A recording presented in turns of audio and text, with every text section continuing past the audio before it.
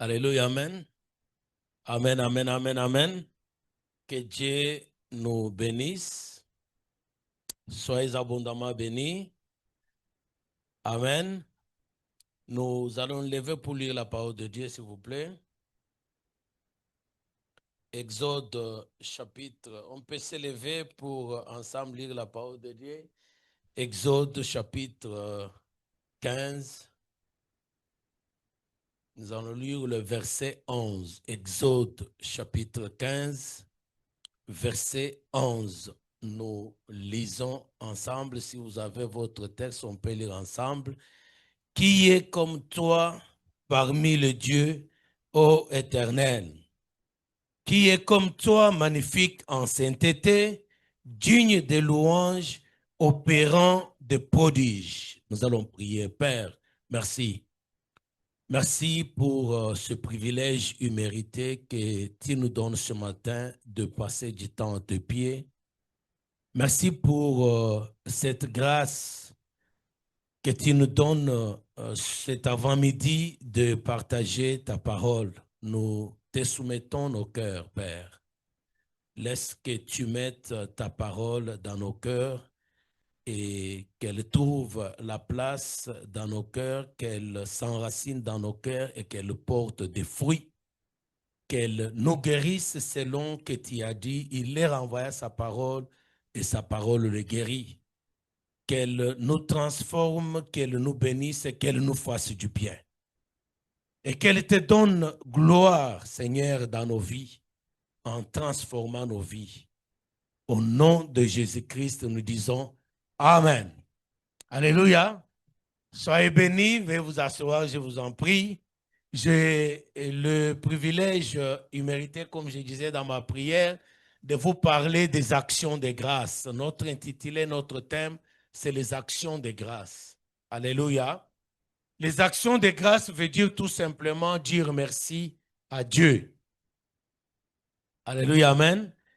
Et les actions de grâce, c'est un type de prière parce que dans la prière, quand on parle de prier, il y a plusieurs types de prières. Et les autres sont plus importants et les autres sont moins importants. Je vais vous parler des actions de grâce parce que ça fait partie de la prière la plus importante devant Dieu. Alléluia, amen. Donc, il y a plusieurs types de prières, je disais. Il y a l'adoration, on a adoré tout à l'heure. Il y a la louange aussi, on a loué tout à l'heure. Et je bénis le Seigneur pour l'homme de Dieu qui nous a présidé ici, quand il a donné le chant, compter le bienfait de Dieu. Ça m'a fait énormément du bien. Alléluia. Parce que c'est des choses que les chrétiens d'aujourd'hui ne font pas, ou la majorité des chrétiens ne font pas. Et plus on ne les fait pas, plus on devient religieux. La religion, c'est faire quelque chose au nom d'un certain Dieu qu'on ne connaît même pas, dont on n'a aucune expérience. C'est prétendre prier un certain Dieu qu'on ne connaît pas, dont on n'a aucune expérience d'intimité avec lui. Et la religion, c'est se rassembler comme on est là ce matin, louer et chanter au nom d'un certain Dieu, et sans avoir plus que ça, dont on n'a aucune expérience personnelle. Tandis que le christianisme ou la chrétienté, c'est avoir une expérience chaque jour avec Jésus. Alléluia. Et quand on prie Dieu, la mauvaise habitude qu'a pris le chrétien de notre temps, c'est de prier Dieu et de mal le prier, ou de prier Dieu dans une confusion totale. Vous savez, il y a une différence entre la prière, entre prier et demander. Alléluia, amen. Alors, beaucoup de chrétiens disent, je prie beaucoup. Non, tu ne pries pas beaucoup, tu demandes beaucoup. C'est ça la différence. La prière et la demande, c'est deux choses tout à fait différentes. Tu as le droit, en tant qu'enfant de Dieu, de te présenter dans la présence de Dieu qui est ton Père et de lui demander tout ce que tu veux. Alléluia, amen. Et de demander même beaucoup, c'est pas mal, c'est pas un crime, c'est pas un péché. L'apôtre Jean, quand il écrit, il dit, jusqu'à là, vous n'avez pas encore demandé. Demandez jusqu'à ce que votre joie soit parfaite. Alléluia. Donc, c'est légitime de demander et de demander même beaucoup.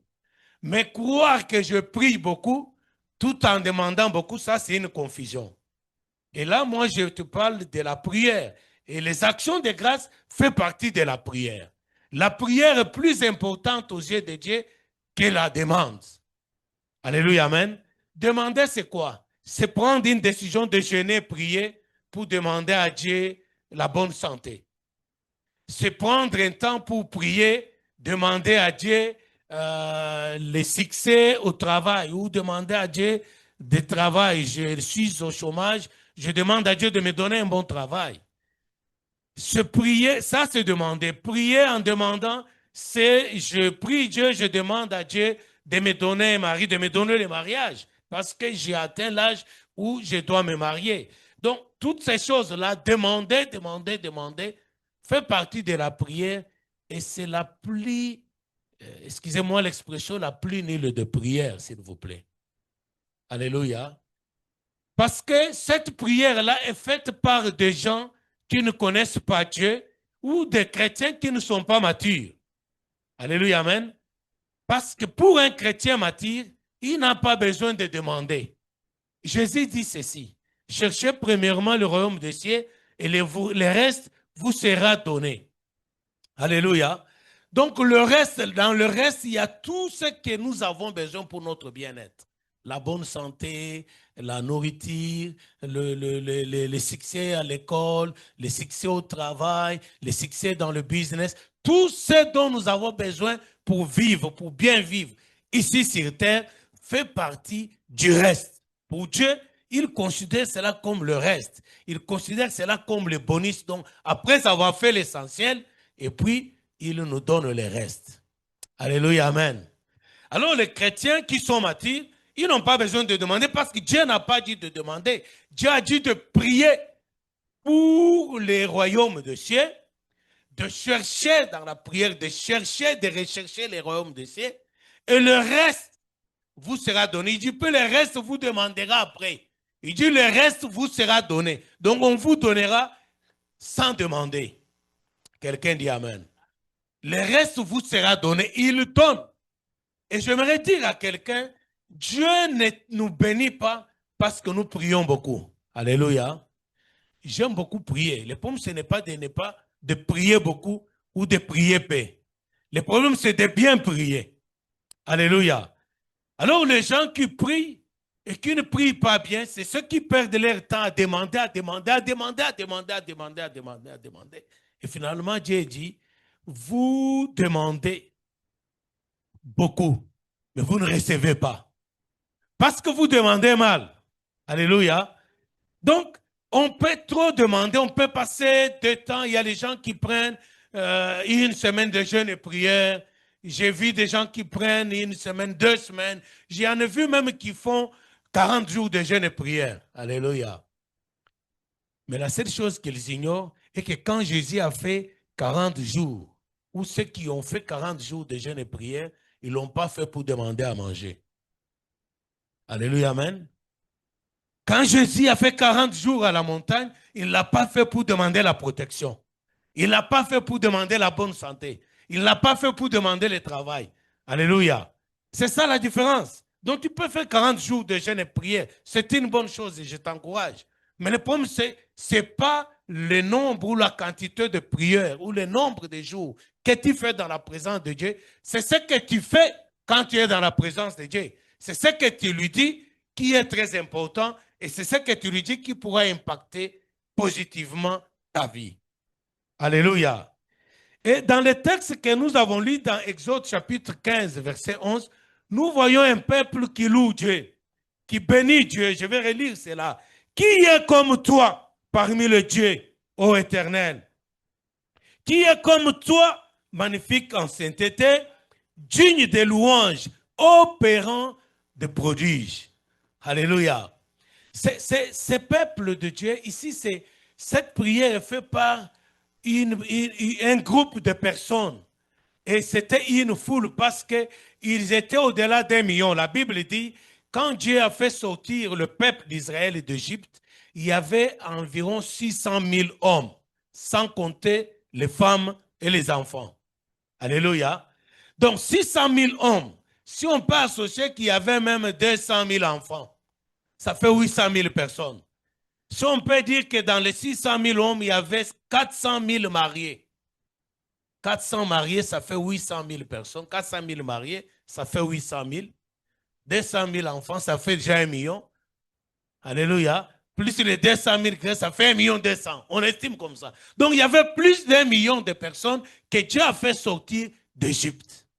Écoutez-moi très bien. J'aimerais dire à quelqu'un, et si tu es un bon chrétien, retiens bien cela.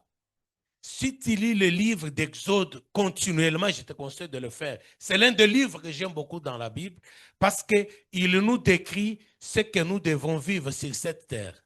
Le livre d'Exode nous explique tout, nous enseigne tout ce qu'il faut pour un chrétien de comprendre sa vie sur la terre jusqu'au jour de sa mort ou jusqu'au jour de l'enlèvement de l'Église. Alléluia. Le livre d'Exode nous explique comment Dieu a délivré un peuple qui était esclave chez Pharaon en Égypte et qui l'amène dans un lieu où Dieu avait préparé pour eux. Alléluia. Donc ce peuple était esclave en Égypte et Dieu les a fait sortir d'Égypte. Il les a accompagnés pendant 40 ans jusqu'à les introduire à Canaan. Et c'est Dieu qui avait disposé la place à Canaan pour eux. Dieu avait dit à Moïse, j'ai vu la souffrance de mon peuple, je suis descendu pour le délivrer et pour l'amener dans un pays où coule le lait et le miel. Alléluia. Et le pèlerinage du peuple d'Israël sortant d'Égypte vers Canaan est la même chose et semblable au pèlerinage de l'homme chrétien sur cette terre. Quelqu'un dit Amen. Donc si tu es chrétien, si tu veux comprendre ce que Dieu veut de toi, ce que Dieu pense de toi, ce que Dieu attend de toi, étudie bien le livre d'Exode. Tu vas comprendre comment Dieu t'a tiré de l'esclavagisme du péché. Tu étais esclave du péché, esclave du diable, dominé, écrasé par le péché, par des désirs impies, par la haine, par toutes sortes de mauvaises choses. Et Dieu a eu pitié de toi, il est allé te tirer de là. Il t'a sorti de là et il t'a amené dans cette église. Alléluia. Et dans cette église, on t'enseigne chaque jour ce que tu dois comprendre. C'est-à-dire, tu es sorti de l'Égypte, tu es sorti de la vie païenne, tu es devenu chrétien. Et chaque jour, on t'enseigne. Quand on t'enseigne, c'est pour t'expliquer comment tu dois marcher avec Dieu pour aller vers l'éternité. Alléluia. Comment tu dois te comporter dans l'attente de Jésus-Christ qui viendra pour enlever l'Église. Et ça fait la même chose. Notre marche en tant que chrétienne sur cette terre est la même chose que la marche du peuple de Dieu, Israël délivré en Égypte, qui devait traverser le désert pour aller à Canaan. Quelqu'un dit Amen. Donc tu comprendras bien, bien-aimés frères et sœurs, mais j'aimerais te dire quelque chose. De plus d'1 million de personnes qui sont sorties d'Égypte, que Dieu a fait sortir d'Égypte, il n'y a que 2 qui sont entrés à Canaan. Est-ce que quelqu'un comprend quelque chose?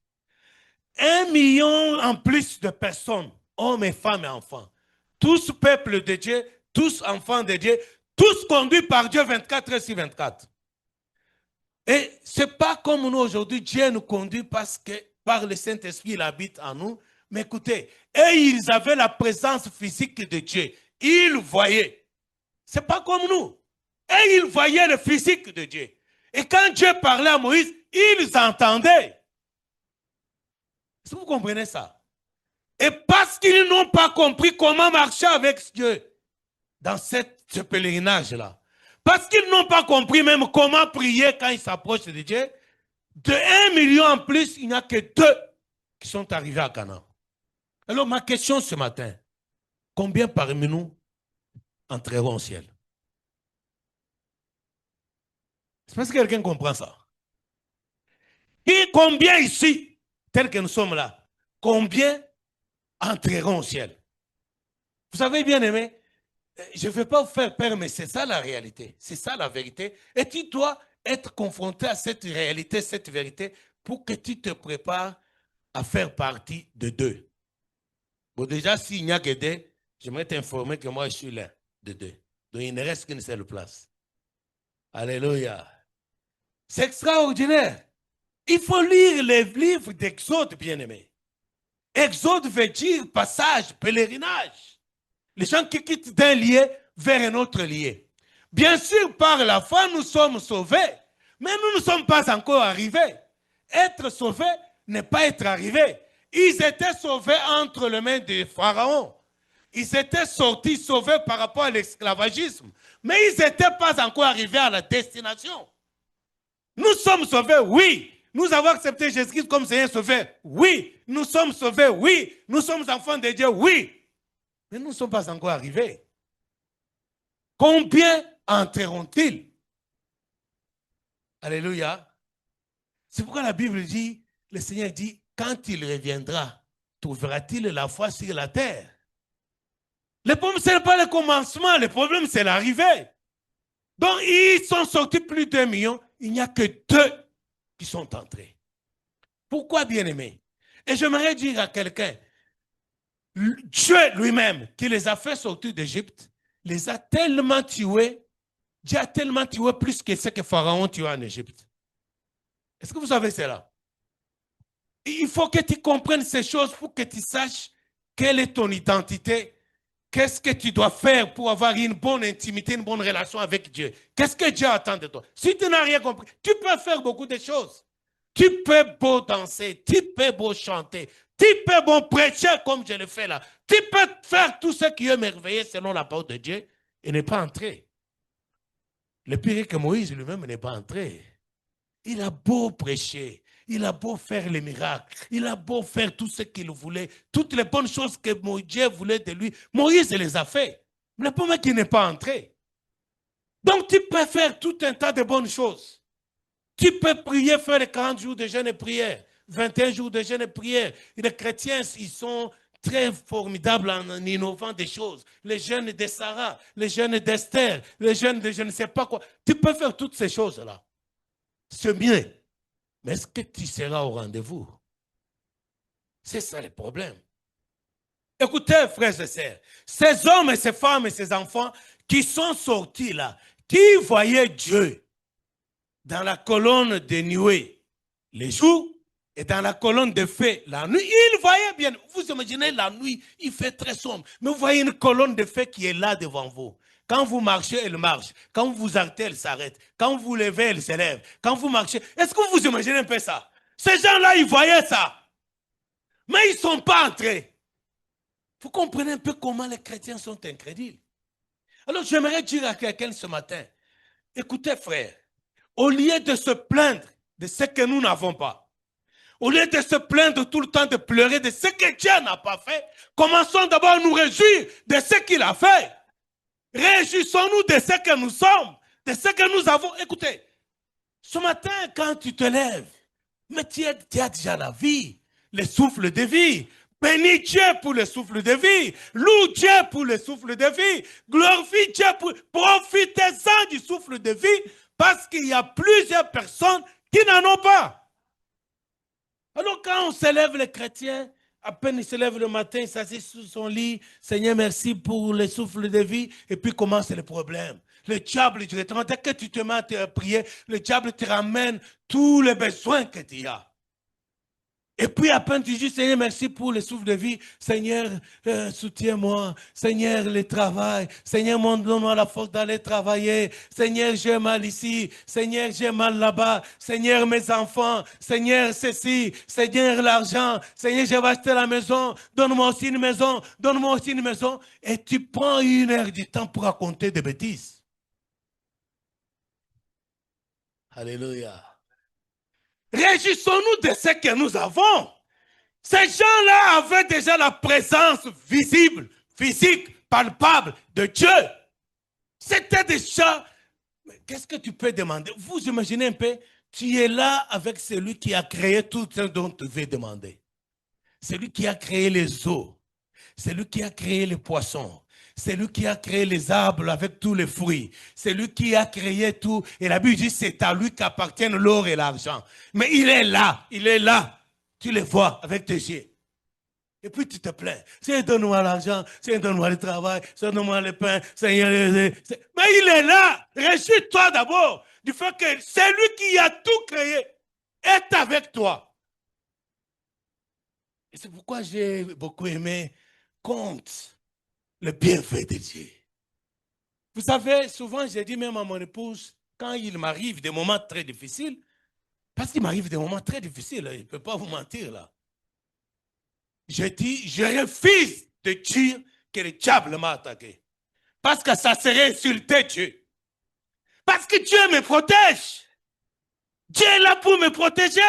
Donc si j'ai des problèmes et que je puisse attribuer ces problèmes-là au diable, oh le diable m'attaque, oh le diable me combat, le diable a bloqué ma vie. Mais écoutez bien aimé, je suis enfant de Dieu.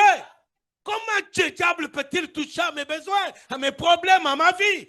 Non, je dis à mon épouse, je refuse de dire cela parce que pour moi ça serait insulter Dieu. Parce que vous comprenez ça. Non, n'étonnons pas au diable la force qu'il a. Il est normal. La Bible dit, le malheur atteint souvent les justes, mais l'Éternel en délivre toujours. C'est-à-dire Dieu a permis que le malheur nous arrive. Alors maintenant, s'il faut qu'à chaque malheur, on attribue cela au diable. Donc on donne au diable le pouvoir, la puissance, l'autorité, qu'il a pourtant qu'il n'a pas. On lui redonne ça. On prétend qu'il est tellement fort pour nous faire du mal. Et alors, tout le temps, vous verrez les gens qui prient, Seigneur, protège-moi contre le diable. Écoutez, frère, moi, je ne fais pas de prière du genre, Seigneur, protège-moi. Vous savez, parce que Dieu ne me protège pas quand je le demande. Dieu, en tant qu'un père, il est dans le devoir de me protéger, même si je ne lui demande pas. Est-ce qu'il y a les parents ici? Les parents corrects, ils prennent tout un tas de dispositions pour mettre leurs enfants en sécurité.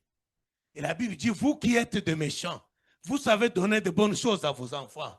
À combien plus votre Père qui est dans les cieux. Donc, si moi je sais, j'ai un souci, je m'inquiète pour la sécurité de mes enfants. Donc, la Bible dit que Dieu, qui est une bonne personne, vous qui êtes de mauvaises personnes, vous savez donner de bonnes choses à vos enfants. Mais mon Père qui est au ciel, c'est la meilleure, la plus bonne personne. Donc, elle s'inquiète de ma protection. C'est pourquoi perdre le temps, Seigneur, protège-moi, c'est une prière des gens qui n'ont aucune maturité, qui ne connaissent pas Dieu. C'est pourquoi j'ai dit, demander et prier, c'est deux choses différentes. Là, tu es dans la demande. Alors, tu demandes les choses que Dieu t'a déjà donné, les choses que tu as déjà, c'est ces choses-là qui te font perdre le temps à demander, à demander, à demander. Écoutez, Dieu dit, hein, ne vous inquiétez pas pour le lendemain. Parce que les oiseaux du ciel, qui ne font rien, ils ont à manger, bien-aimés. C'est l'argent. Non, écoutez, frère. L'argent, pour l'avoir, tu n'as pas besoin de demander à Dieu. Je n'aimerais pas choquer quelqu'un, mais j'aimerais te dire la vérité. Pour avoir l'argent, tu n'as pas besoin de demander à Dieu. Tu as besoin de chercher le travail et de travailler. Mais je vous dis une chose vraie. Moi, je vois les gens qui vont dans les églises où les pasteurs leur disent ouais, vous recevrez, donnez $100, vous aurez 200. Non, c'est de la magie, c'est n'importe quoi. Je ne dis pas qu'il ne faut pas donner pour l'œuvre de Dieu. Mais donner pour recevoir en retour, c'est de la magie, c'est du mensonge. Dieu ne nous donne pas parce que nous lui avons donné. Dieu ne nous donne pas parce que, j'aimerais dire à quelqu'un même pour ne pas trop choquer, Dieu ne nous donne même pas parce que nous sommes de bons chrétiens. Dieu nous donne parce qu'il est notre Père. Et un papa normal qui a 3, 4, 5 enfants, moi j'ai 5 enfants. Parfois il y a d'autres enfants qui sont rebelles, il y a des enfants qui sont têtus, il y a des enfants qui ne veulent pas écouter. Mais chaque jour, je pourvois pour tous les 5. Est-ce que quelqu'un comprend ça? Est-ce qu'il y a un papa ici qui n'achète pas de nourriture pour tous les enfants? Mais dans les enfants, il sait que lui, là, c'est une tête brûlée. Lui, il est têtu. Lui, il n'est pas trop respectueux. Lui, il est gentil. Mais quand tu achètes à manger, quand tu fais les programmes, tu fais le programme pour tout le monde. Donc, demandez vos histoires que vous demandez là. Dieu ne te donne pas parce que tu as demandé. Dieu te donne parce qu'il est lié par le devoir d'un bon père. Alors ne perdez pas le temps à faire des prières inutiles. Les gens se plaignent pour des futilités. Et on se plaint, mais on n'a pas le temps de nous réjouir de ce que nous avons. C'est que nous avons Jésus-Christ en nous. C'est que nous avons un Dieu qui nous aime. Chaque matin, il me renouvelle le souffle de vie. Alors, au lieu de me plaindre de ça que je n'ai pas, je dois d'abord me réjouir d'être en vie. Parce qu'il y a des bonnes personnes plus meilleures que toi qui ont décédé hier. Et même depuis que je parle ici, les gens sont en train de mourir dans les hôpitaux. Les crashs d'avions, les accidents d'autoroute, les gens sont en train de mourir. Peut-être que vous êtes au Canada. Moi, dans mon pays, ça fait plus de 30 ans où il y a la guerre dans une partie du pays. Et les gens meurent là-bas depuis, ça fait 30 ans et ça fait déjà 12 millions de morts. Et chaque jour, les gens meurent dans des pays où il y a la guerre. Donc, au lieu de te réjouir déjà d'être en vie, pendant que les autres meurent, toi, tu te lèves le matin, tu te plains. Oh, mais si Dieu me connaissait, mais depuis compris, mais le pasteur a dit, mais ceci, cela. Tu te plains de ce que tu n'as pas, et tu n'as pas le temps d'apprécier ce que tu as de meilleur. Les actions de grâce. Pourquoi, bien-aimé? Parce qu'on devrait passer notre temps à dire merci à Dieu. Oh Seigneur, merci. Merci pour la vie, Seigneur. Merci pour cette belle journée, Seigneur. Merci parce que tu m'as donné la force d'aller à l'église, Seigneur. Tu peux dire merci toute ta vie. Il y a beaucoup de choses pour lesquelles tu dois dire merci. Dieu a fait pour nous des choses tellement nombreuses qu'il te faut des jours et des jours pour lui dire merci. Seigneur, je te dis merci. Écoutez, bien-aimé, chaque jour, je vais dire aux parents, quand tu te lèves chaque matin, dis merci à Dieu pour tes enfants, pour ceux qui ont des enfants. C'est très important, ça, bien-aimé. Seigneur, merci pour mes enfants. Seigneur, merci pour les enfants, les frères et sœurs de l'église. Seigneur, merci pour le soleil aujourd'hui. Seigneur, merci parce que tu nous aimes. Merci, Jésus, pour l'œuvre de la croix. Seigneur, parce que lorsque nous étions encore pécheurs, lui nous a aimés. Écoutez, il ne t'a pas aimé parce que tu es devenu chrétien. Même quand tu étais pécheur, il t'aimait. Et d'ailleurs, c'est plus quand tu étais pécheur qu'il a même payé de sa vie à la croix pour que tu sois sauvé. Et ça mérite de s'élever, de dire Seigneur, merci. Merci pour ce que tu as souffert à la croix pour moi. Au lieu de s'élever, de dire Seigneur, donne-moi l'argent, Seigneur, donne-moi l'argent. Mon ami, et si tu as $1 million à 9 heures et à 12 heures, tu fais l'accident, tu meurs. À quoi ça va te servir 1 million? Non. L'argent, le travail, la bonne santé, la nourriture et tout ce que vous voulez fait partie du reste. Tu n'as pas besoin de les demander. Écoutez, je te mets, tu peux aller même tester cela. Même si tu ne pries pas pour l'argent, va travailler, tu auras l'argent. Dieu ne te donne pas l'argent parce que tu lui demandes. Ce n'est pas son travail, mon ami. Dieu, écoutez, si vous êtes un bon lecteur de la Bible, vous verrez les soucis que Dieu avait avant de créer l'homme sur la terre. La Bible dit, au commencement, la terre était vide et informe. Alléluia.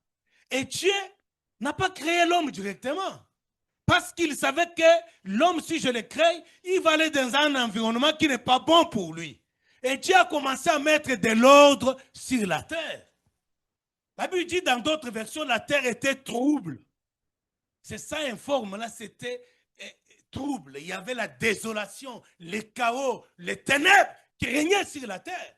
Et Dieu, voulant nous envoyer sur la terre, il a pris soin d'abord d'aménager l'environnement pour que l'environnement ne soit pas hostile vis-à-vis de nous.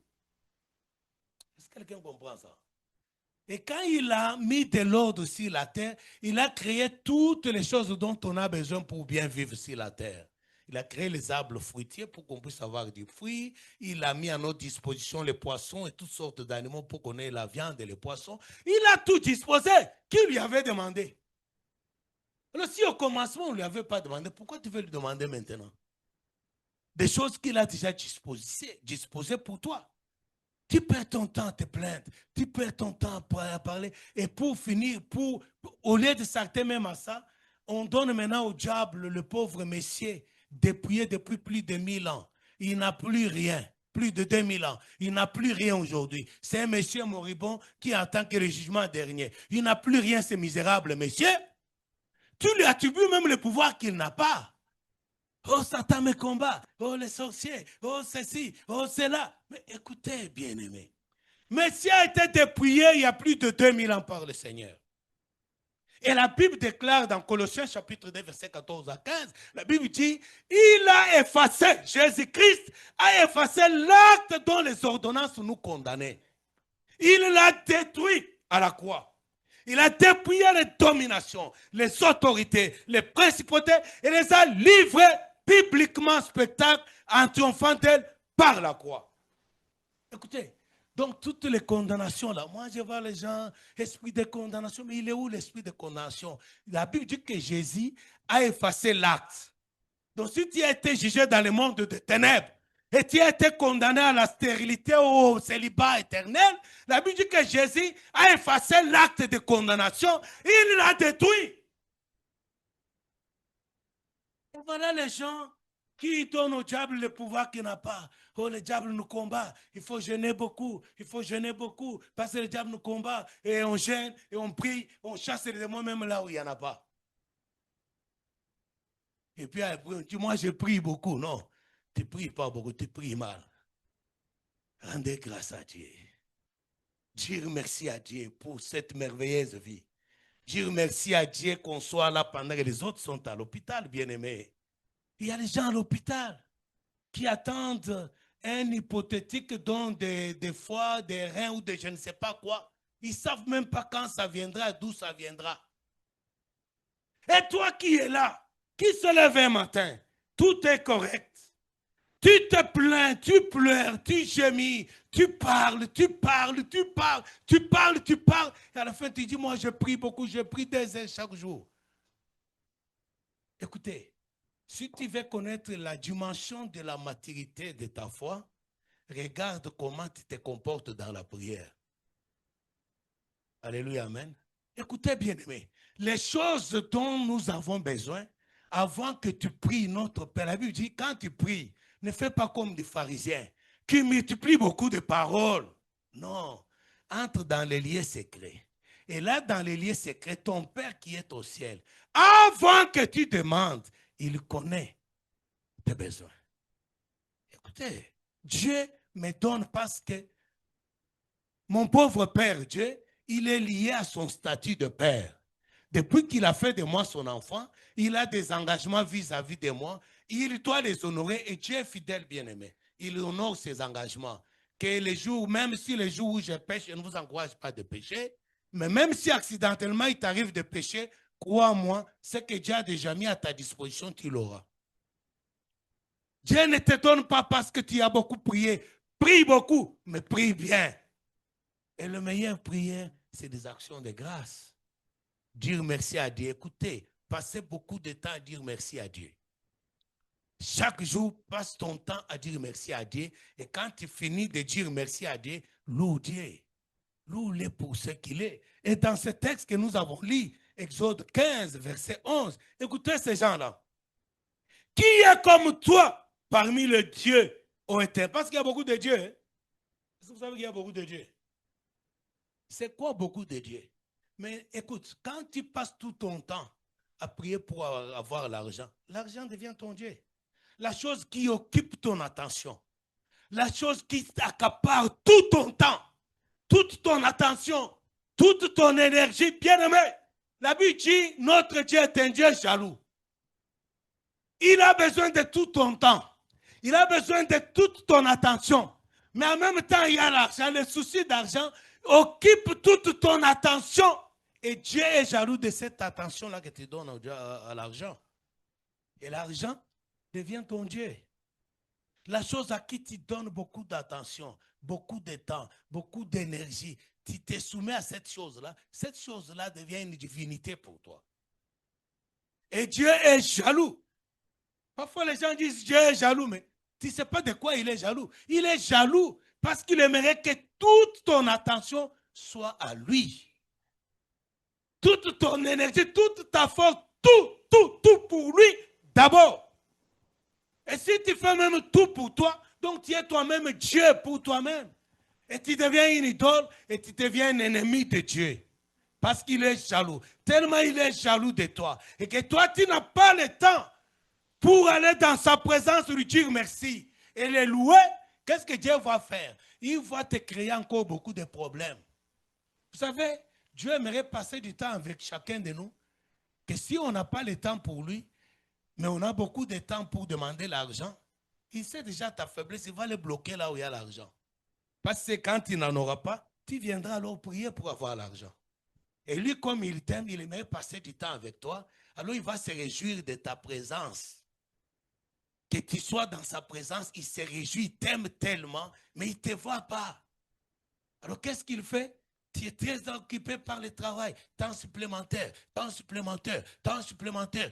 Et qu'est-ce que Dieu fait? Il s'arrange pour qu'on te vire du travail. Et quand tu es viré, et puis tu viens, jeûne et prière, Seigneur, donne-moi du travail, Seigneur, donne-moi du travail, Seigneur, le travail. Et il te donne le travail, il t'observe encore. N'attribuez pas au diable ce qu'il n'a pas. Certaines choses, c'est Dieu qui les fait. Parce que plus tu n'as pas le temps pour lui, alors il va s'arranger, ok? Il vient me chercher seulement quand il est dans les besoins. Il va te donner des innombrables besoins. Quand tellement tu seras dans les besoins, tu viendras. Maintenant, les gens qui ont compris ces choses, qui passent du temps à développer l'intimité avec Dieu, qui passent, quand il prend 1 heure pour prier, il prie 30 minutes pour dire merci à Dieu. Ne me dites pas 30 minutes, c'est beaucoup.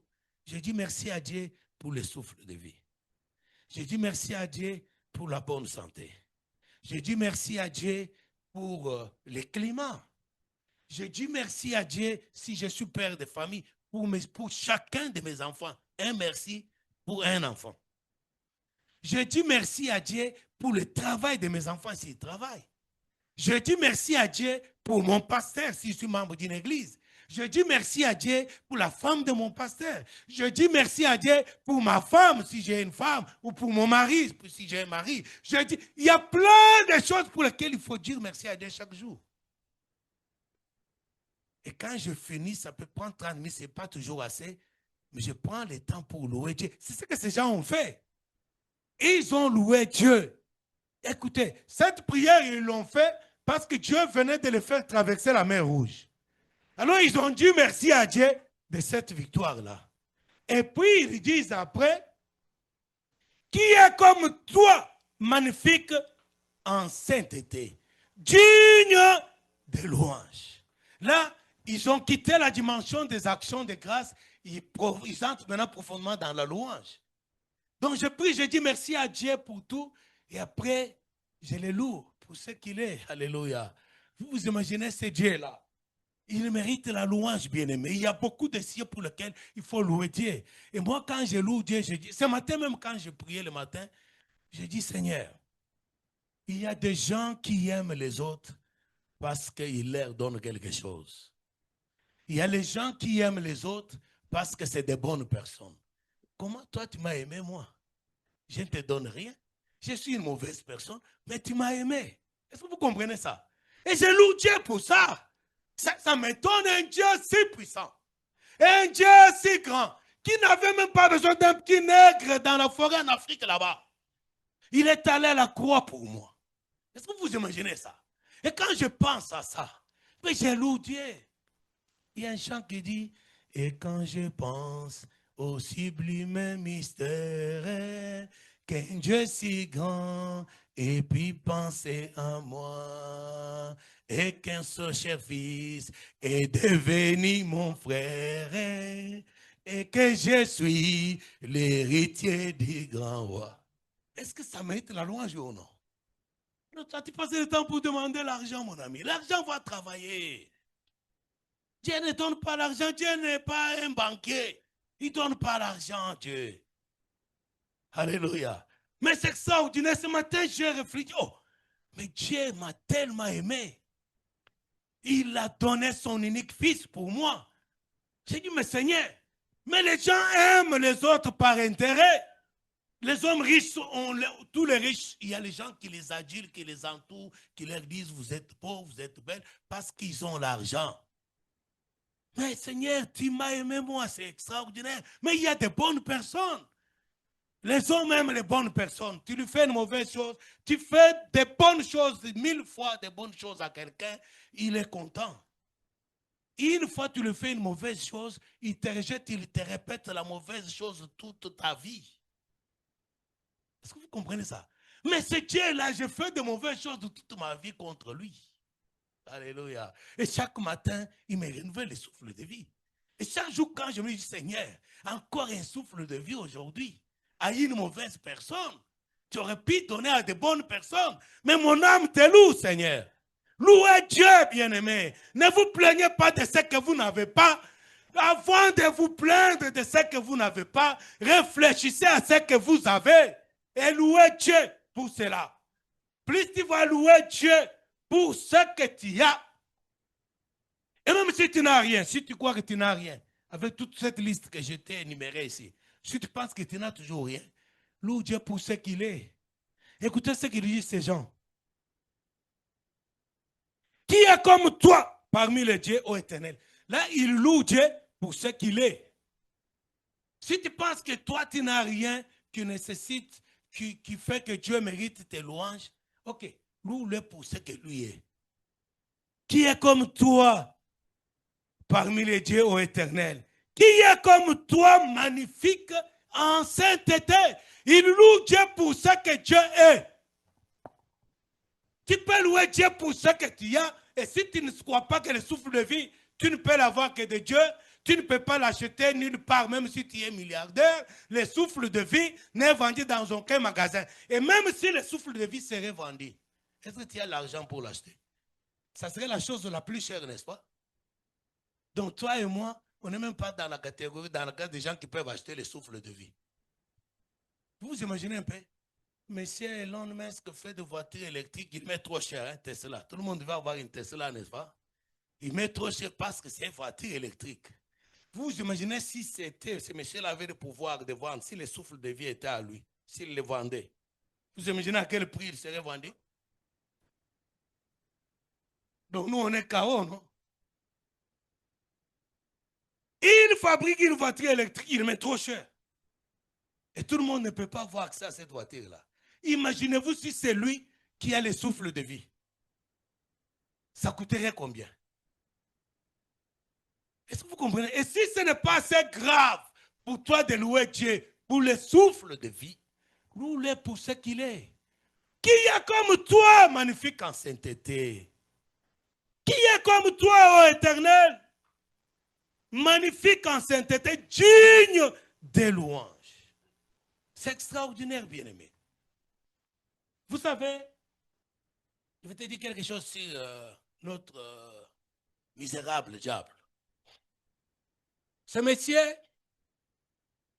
quand toi, tu te plains là, même s'il lui arrive, Dieu le laissant faire comme il a laissé faire avec Job, de te faire du mal, pour que tu apprennes quelque chose, mais toi, au lieu d'apprendre, tu ne comprends rien. Tu te perds dans les embrouillements. Écoutez, même quand le diable, Dieu le laisse te toucher, bloquer, je ne sais pas quoi, détruire ta santé ou te faire du mal. Alléluia.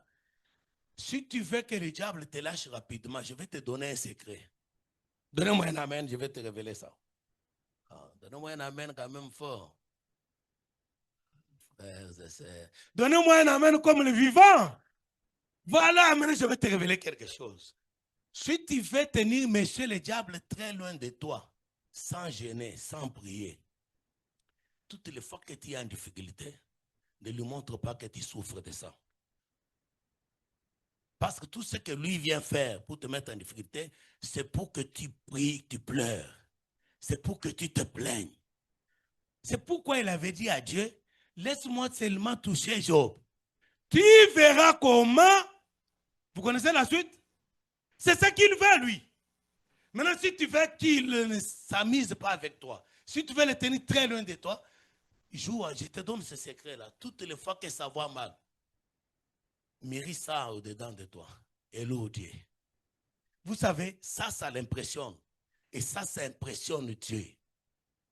Dieu, ce n'est pas seulement quand tout va bien. Ces gens-là, ils ont loué Dieu quand tout allait bien. Alléluia. Vous savez, avant que la mer rouge s'ouvre là, ils ont parlé n'importe quoi. Oh Moïse, pourquoi tu ne nous as pas laissés en Égypte? Tu nous as amenés ici pour mourir ici. Ils ont parlé. Écoutez, et Moïse leur dit, restez calme. Ces Égyptiens que vous voyez, vous ne les verrez pas. Eux, ils ne croient pas. Moïse, je veux qu'on lise cela. Je vais terminer mon message par là. Exode chapitre 14. le verset 11. Ils disent à Moïse, n'y avait-il pas de sépulcre en Égypte sans qu'il fît besoin de nous mener nous nourrir au désert? Que nous a-t-il fait en nous faisant sortir d'Égypte? Vous comprenez un peu ces gens? Vous savez, j'aime Moïse, mais parfois j'ai une grande haine contre Moïse. Parce qu'à un moment, Dieu avait dit à Moïse, laisse-moi tuer tous ces voyous. Je vais te créer un nouveau peuple. Et Moïse a commis la bêtise de dire à Dieu, non, ne les tue pas. Vous connaissez la suite? C'est lui qui est perdu. Hein? Il a pris la défense des gens pour lesquels il ne fallait même pas prendre la défense. Dieu lui dit, Moïse, ce peuple, comme ils ne comprennent pas, je vais tous les tuer, je vais te créer un peuple qui te soit toujours obéissant. Moïse refuse. Écoutez ce qu'ils disent à Moïse. N'y avait-il pas de sépulcre en Égypte sans qu'il fût besoin de nous mener mourir au désert? Qui vous a dit que vous allez mourir au désert? Dieu leur a dit, je vais vous amener dans un pays où coule le lait et le miel. Mais j'ai un petit obstacle, ils oublient tout ça. C'est ce que nous faisons, non? Un petit blocage quelque part, on commence à se plaindre, on commence à dire n'importe quoi, et on fait même des prières où on dit des bêtises. Il y a des gens qui disent des bêtises et croient qu'ils prient, mais ils disent des bêtises à Dieu. Et ces gens, ils ont oublié que c'est Dieu qui avait demandé qu'ils sortent, ils s'attaquent à Moïse. Et qu'est-ce qu'ils disent là? N'est-ce pas là ce que nous te disons en Égypte? Laisse-nous servir les Égyptiens. Écoutez, car nous aimons mieux saisir les Égyptiens que de mourir au désert. Il y a des gens qui aiment bien servir les diables hein, que d'aller dimanche adorer. Est-ce que vous comprenez ça? C'est les enfants de Dieu qui font cette déclaration. Ils disent, vaut mieux pour nous. Et quand ils disent servir les Égyptiens, ils ne sont pas honnêtes. On leur dit, vaut mieux pour nous être esclaves des Égyptiens. Parce qu'ils étaient esclaves. Ils n'étaient pas serviteurs. Est-ce qu'un serviteur, après le travail, on le paye? C'est ça, non? Et ils étaient esclaves, ils travaillaient sans salaire. Et ils disent à Moïse, il fallait nous laisser esclaves. Combien préfèrent être esclaves du péché encore aujourd'hui? Ils sont chrétiens, ils sont dans la fornication, ils sont dans les mensonges, dans toutes sortes d'impuretés, ils sont dans l'impudicité, ils sont dans la calomnie. C'est la même chose, bien-aimé. Et si tu fais partie de la vie chrétienne comme ça, crois-moi, il n'y a que deux. Et il n'y avait que deux. Bon, pour toi, il n'y a qu'une place, parce que moi, j'ai déjà pris l'autre. Écoutez, bien-aimé. Chanter, danser, servir Dieu, ça ne suffit pas pour entrer là-bas. C'est bien pour notre vie sur la terre. Servir Dieu, là, je sers Dieu. Mais pour entrer là-bas, Dieu seul connaît les derniers mots. Dieu seul a les derniers mots. Parce que le chemin est encore long. Comment tu t'es conduit? Écoutez ces gens-là.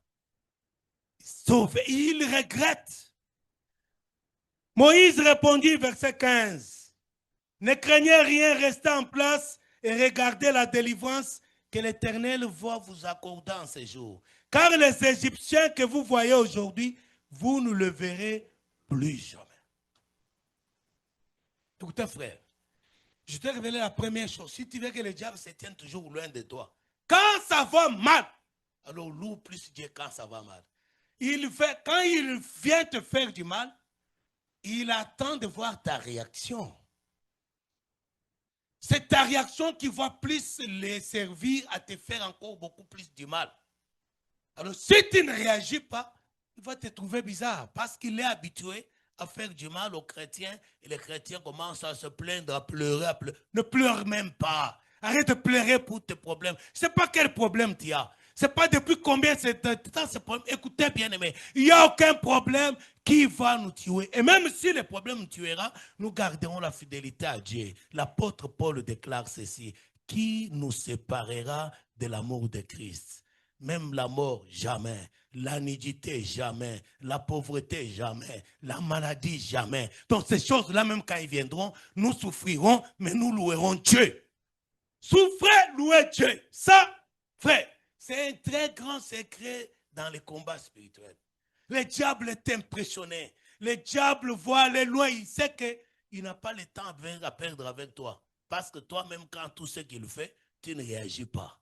Et comme lui, il sait compter le temps. La Bible dit qu'il lui reste très peu de temps. Il n'a pas le temps de perdre avec toi parce qu'il doit s'occuper encore de tel frère, de telle sœur. S'il voit chez toi, il n'y a pas la réaction qu'il attend, il va te laisser tranquille, il va aller là-bas parce qu'il n'a pas de temps à perdre. Alors, il sera toutes les fois qu'il pensera, elle là, ça ne sert à rien, il va aller ailleurs. Et ce qui est merveilleux, ça va t'attirer encore beaucoup plus de faveur de Dieu. Parce que la Bible déclare, celui qui va m'honorer devant les hommes et devant les anges, je l'honorerai. Donc quand le diable t'attaque et que tu demeures ferme à honorer Dieu, il t'attaque, tu gémis, tu loues Dieu. Il t'attaque, tu souffres, tu loues Dieu. Tu es dans le lit de l'hôpital, il n'y a pas de guérison, tu loues Dieu. Tu dis, Seigneur, je te bénis. Mon âme te loue, mon âme t'adore. Chaque matin, tu loues Dieu. Alléluia. Et là, Dieu descend, frères et sœurs. Écoutez, je vais terminer pour te dire encore un petit secret. Verset 15, Moïse dit, ne craignez rien, restez en place. Ça, c'est une erreur que Moïse dit aux gens. Écoutez, frère, quels que soient les obstacles, ces gens-là, ils étaient devant un tableau. Je vais te décrire le tableau, je vais terminer. Il y avait la mer Rouge sans pont.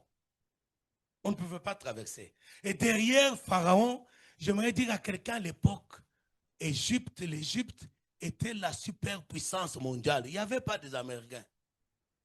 Est-ce que vous êtes au courant de ça? Allez-y relire l'histoire. C'était la première puissance mondiale, puissance militaire, puissance économique.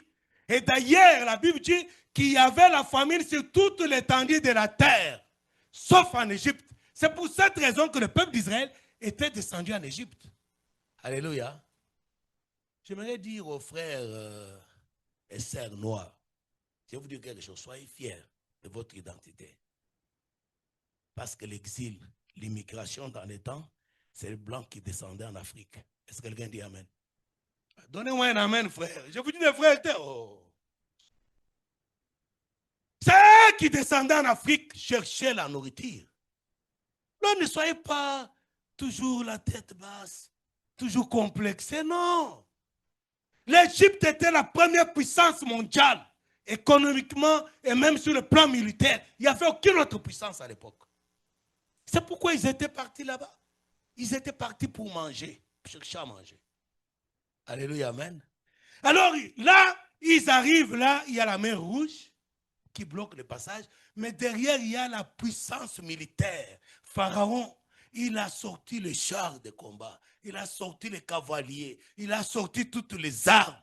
Ils sont tentés de le pourchasser. Donc quand ils regardaient, ils voyaient des puissants militaires égyptiens qui venaient avec les armes. Quand ils regardaient devant, la mer jetait le flot. C'était la mort devant, la mort derrière. Alléluia. Mais c'est foutu, messieurs, dames. Ce qu'ils ont oublié de voir est que la colonne de Noé était aussi là. Quelqu'un dit amen. Écoutez, bien-aimés, quoi qu'il arrive, qu'il pleuve, qu'il neige, Dieu est là. Ne regardez pas aux difficultés. Ne regardons pas aux souffrances. Oui, il y a la souffrance. Oui, il y a la douleur. Oui, il y a le manquement. Il y a l'humiliation et la moquerie. Mais il y a aussi Dieu. Donc il y avait la mer. Il y avait l'Égypte. Il y avait la colonne de Noé. Alléluia.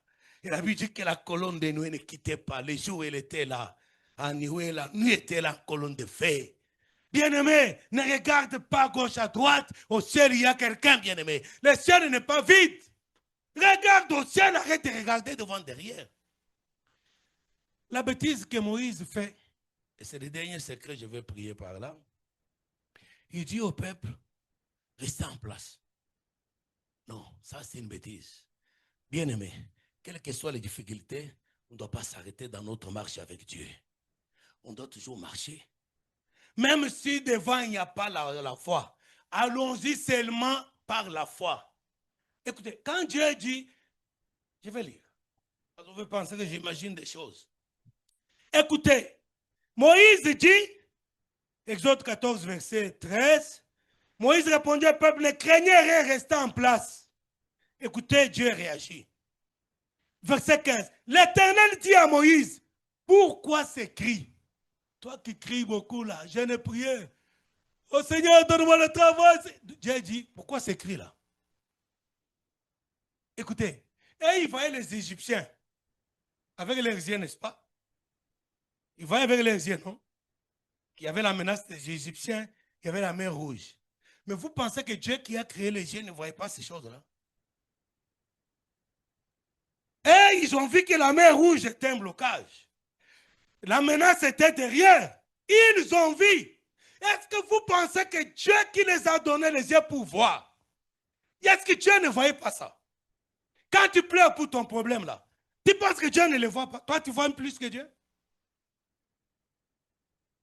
Dieu dit, pourquoi ces cris? On n'a pas besoin de crier, on a besoin de louer Dieu. Alléluia. Bien aimé, vous savez, même en mourant, vous savez les apôtres qui ont été crucifiés, ils sont morts en adorant Dieu. Vous connaissez l'histoire d'Étienne? Étienne est mort en louant Dieu. Pendant qu'on les lapidait, il était à genoux. Il dit, oh, alléluia, je vois le ciel ouvert. Bien aimé, ça serait merveilleux. Même si le poing va me tuer, je mourrai en louant Dieu. C'est tout. Donc, il faut marcher. Même s'il y avait la mer Rouge, Dieu voulait que ce peuple parle la foi, parce que Dieu a dit, on nous voit en Canaan. Et pour passer à Canaan, il faut traverser la mer Rouge. Il n'y a pas le pont. Pour Dieu, il fallait qu'ils entrent seulement dans la mer Rouge. Dieu dit au verset 15, l'Éternel dit à Moïse, pourquoi ces cris? Parle aux enfants d'Israël qu'ils marchent. On n'a pas le droit de s'arrêter, bien-aimé. Rien ne peut nous arrêter dans notre marche avec Dieu. Rien ne peut m'empêcher de louer Dieu. Rien ne devrait nous exclure. Rien, alors rien. Parce que Dieu veut que l'on marche toujours. Tu es un homme qui est habitué à jeûner, à prier, jeûne toujours, prie toujours. Tu es un homme qui n'est pas dans la compromission, qui ne ment jamais, reste comme ça, ne ment toujours jamais, quel que soit l'obstacle. Il faut arrêter de mentir. Les chrétiens, ils mentent beaucoup, surtout pour déclarer les impôts là. Écoutez, frère, un mensonge fait au gouvernement, c'est un péché. Est-ce que vous savez ça? Beaucoup ont déjà péché. Beaucoup ont péché.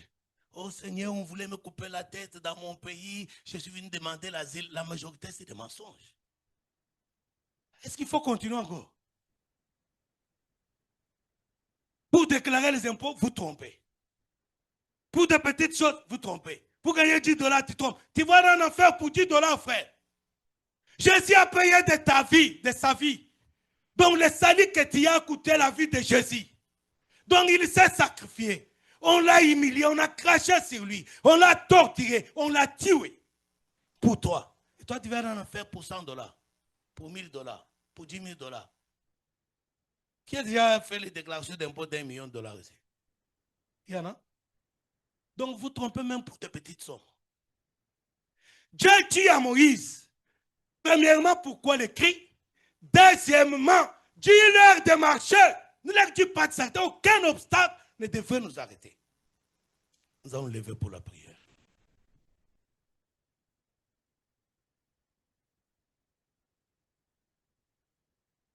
Frères et sœurs, je ne sais pas qu'est-ce que tu as entendu ce matin. Mais j'aimerais te dire que Dieu voulait te parler personnellement, toi qui es là. Moi, je ne connais pas tes problèmes, mais Dieu te connaît et Dieu connaît tes problèmes. Regarde un peu ta vie. J'aimerais te dire que toutes les intimidations que tu vois, c'est les intimidations du diable. Il a inspiré un roi méchant sur cette terre pour mettre les hommes, Abed, Shadrach, Meshach, les hommes qui étaient fidèles à Dieu. Le diable a inspiré un roi méchant pour qu'on les mette dans le feu. Alléluia. Et le roi dit que vous devez vous prosterner pour adorer ce que j'ai élevé comme statut. Ces gens-là ont dit à ces rois-là, ne t'en fais pas. Nous n'avons même pas à réfléchir. Alléluia. Les dieux que nous servons, les dieux que nous servons, ils n'ont pas eu peur. C'est ce que j'ai dit, il faut toujours marcher, quelle que soit la gravité des problèmes, soi-disant. Quelles que soient des intimidations, tout simplement. Rien n'est plus grave que Dieu. Rien n'est plus grand que notre Dieu. Ton problème n'est pas grand que Dieu. Ta difficulté, ta souffrance n'est rien devant Dieu. Qu'on ne t'impressionne pas, le diable, parfois, il impressionne. La Bible dit, les rois ont donné qu'on chauffe encore la fournaise ardente cette fois. Et on le faisait devant ces gens-là pour les intimider. Peut-être ton problème est devenu comme une fournaise ardente. Ça fait longtemps que ça dure. C'est devenu comme une fournaise ardente. Tu as peur. Dieu veut que tu marches. Alléluia. Bien-aimés, ces trois amis ont été jetés dans le feu. Et puisqu'ils ont été fidèles à Dieu jusqu'au bout, Dieu est descendu dans le feu. Alléluia. Bien-aimés, la colonne de nuit était là. Malgré l'intimidation des Égyptiens, malgré le rumugissement de la mer, mais là, Dieu était là. Et ces trois amis de Daniel, quand ils sont entrés dans le feu, la Bible dit qu'ils ont... Le roi a vu 4 personnes. Et le roi qui n'avait jamais vu Jésus, parce que Jésus n'était pas encore venu sur terre. Il dit, n'avons-nous pas jeté dans le feu 3 hommes? Mais voici, je vois 4 hommes qui marchent. Je parle de marcher. Qui marchent. Et le 4e, son visage ressemble au Fils du Dieu vivant. Jésus. Bien-aimé, ta fidélité, quelle que soit la misère, quelle que soit la difficulté, quelle que soit la douleur, amènera Dieu de descendre sur terre pour toi. Parce que le Dieu qui était descendu dans le feu, il n'a pas changé le même ce matin. C'est quoi ton problème? J'aimerais que tu pries Dieu. C'est toi qui connais ton problème et Dieu le connaît. C'est pour qu'il a envoyé ce message. Loue Dieu. Dis Seigneur, merci parce que tu m'as révélé ces choses. Désormais, c'est ton affaire et moi. C'est une affaire à vous deux. Écoute, tout ce qui arrive là, ne pleurez pas, ne vous plaignez pas. C'est toi et Dieu. Rappelle seulement à Dieu ses promesses. Seigneur, tu avais dit, mais pourtant voilà ce que je vis. C'est seulement ça. Prions Dieu. Prie Dieu selon qui tu as entendu la parole de Dieu. Prie Dieu pour lui confier ta foi. Prie Dieu pour lui demander de te fortifier, de te soutenir, de te rendre plus fort, de t'équiper pour que tu ne te laisses pas intimider par quoi que ce soit. Pour que tu puisses louer toujours Dieu. Le manque d'argent ne changera pas notre Dieu. Il est toujours sur le trône. Continuons à le louer. La douleur, la maladie, toutes sortes de souffrances ne changeront pas Dieu. Et tant qu'il ne changera pas, nous devons les louer. Mon âme te bénit, Père. Très cher Saint-Esprit, mon âme te loue. Alléluia. Merci pour les 100 versets à la croix pour moi, Seigneur. Alléluia. Seigneur, merci pour les atrocités que tu as acceptées volontairement de subir pour moi. Alléluia. Seigneur, merci pour la côte qui a été percée pour moi. Merci, Seigneur, pour tes mains qui ont été percées pour moi. Merci, Seigneur, tu as accepté les humiliations, les insultes à la croix pour moi. Seigneur, merci, parce que ce matin, tu as choisi de me compter parmi les vivants. Et pourtant, je n'ai rien fait de bon. Je ne t'ai rien donné, mais il t'a plu ce matin. Pendant que je dormais comme mort, ce matin, tu m'as renouvelé le souffle de vie. Mon âme te loue, Seigneur, mon âme t'exalte. Je te bénis parce que tu me connais. Mon âme te loue, Seigneur. Mon âme t'exalte, Papa. Je te bénis pour cette église, Seigneur. Je te bénis pour cette communauté, Seigneur. Je te bénis pour le pasteur Élisée, pour sa femme, pour tous ses bien-aimés. Oh Seigneur, merci de ce que tu as fait pour de nous tous une famille. Merci, Seigneur, parce que tu as sauvé les hommes de toutes les nations, de toutes les tribus, de toutes les races. Et tu as fait de nous tous une famille au prix de ton sang, au prix de ta vie. Oh Seigneur, mon âme te bénit. Mon âme te loue. Mon âme t'exalte. Parce que tu as fait de moi un héritier d'un si grand et glorieux royaume. Merci Jésus. À toi, c'est la louange et la gloire. À toi, c'est l'honneur, la puissance, la magnificence et la majesté, Seigneur. Au siècle des siècles. Au nom de Jésus.